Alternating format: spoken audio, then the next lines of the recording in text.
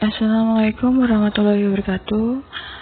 Kami dari kelompok 8 yang beranggotakan Novita Alivia Firdaus dan saya sendiri Novia Febrianti akan mempresentasikan atau menjelaskan tentang ketepatan dalam menjelaskan kajian akad-akad tabarru jasa wakalah wadiyah dalam KHS.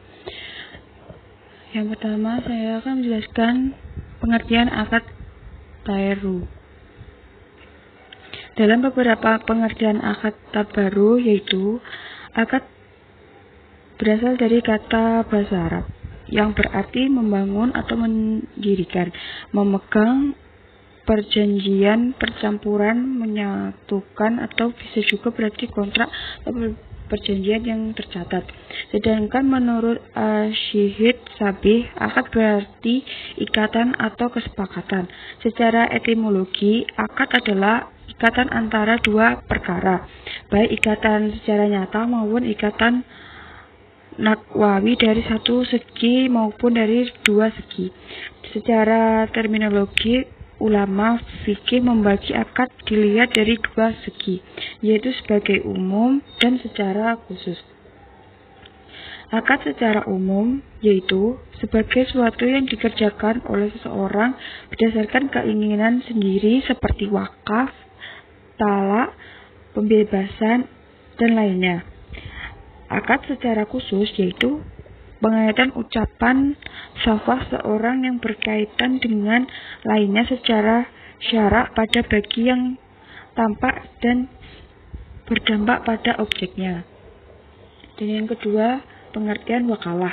Dalam segi bahasa, wakalah memiliki beberapa pengertian. Secara bahasa, wakalah berarti penyerahan, perlindungan, atau memberi kuasa.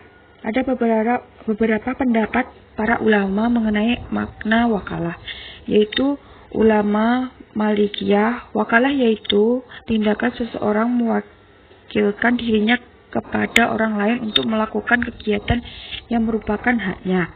Dan menurut ulama Syafi'iyah mengatakan bahwa wakalah yaitu ungkapan yang mengandung arti pendelegasian sesuatu oleh seseorang kepada orang lain, agar orang lain tersebut melakukan kegiatan yang telah dikuasakan atas nama pemberi kuasa. Dasar hukum wakalah yaitu boleh dilakukan dalam ikatan kontrak dan disyariatkan dengan dasar hukum ibadah. Al-wakalah bisa menjadi sunnah, makruh, haram, dan wajib sesuai dengan niat memberi kuasa. Rukun dan syarat wakalah. Jumhur ulama berpendapat bahwa rukun wakalah setidaknya ada 4, yaitu al-muwakil, al-wakil, al-muwakal fih, dan sikat atau ijab qabul. Dalam KHS buku 2, pasal 452 ayat 1 disebutkan bahwa rukun wakalah terdiri atas 1 wakil, 2 muwakil, dan 3 akad. Syarat wakalah menurut KHS buku 2 adalah 1. Orang yang menjadi penerima amanah harus cakap bertindak hukum. 2. Orang yang belum cakap melakukan perbuatan hukum tidak berhak mengangkat penerima kuasa. 3. Seorang anak yang telah cakap melakukan perbuatan hukum yang berada dalam pengampuan tidak boleh mengangkat penerima kuasa untuk melakukan perbuatan yang merugikannya. 4. Seorang anak yang telah cakap melakukan perbuatan hukum yang berada dalam pengampuan boleh mengangkat penerima kuasa untuk melakukan perbuatan yang menguntungkannya. 5. Seorang anak yang telah cakap melakukan perbuatan hukum yang berada dalam pengampuan boleh mengangkat penerima kuasa untuk melakukan perbuatan yang mungkin untung dan mungkin rugi dengan seizin walinya. Jenis-jenis wakalah ada 2. Yang pertama, wakalah disertai upah atau imbalan, atau wakalah bil ijarah. Wakalah ini berlaku dengan ketentuan ijarah, artinya penerima wewenang melimpahkan pelimpahan kewajiban mengerjakan pekerjaannya yang dilimpahkan sampai selesai. 2.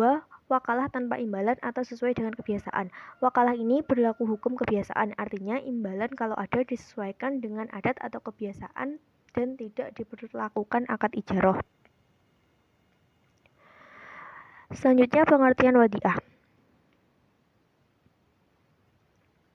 Kata wadiah berasal dari kata wada asyisyai, yaitu meninggalkan sesuatu.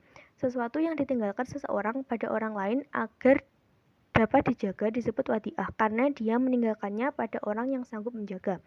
Ada dua definisi yang dikemukakan oleh ulama fikih, yaitu ulama madzhab Hanafi mendefinisikan pengikut sertakan orang lain dalam memelihara harta baik dengan ungkapan yang jelas maupun dengan isyarat. Dua, madzhab ulama Hambali, Syafi'i, dan Maliki mendefinisikan wadiah sebagai berikut, yaitu mewakilkan orang lain untuk menerima harta tertentu dengan cara tertentu.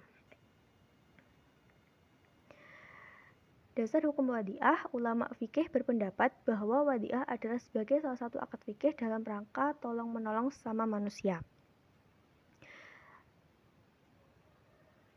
Selanjutnya, syarat dan rukun wadiah. Menurut Kahes pasal 409 ayat 1, rukun wadiah terdiri atas 1 muwadi atau penitip, 2 mustauda atau penerima titipan, 3 objek wadiah atau harta titipan, dan yang keempat adalah akad.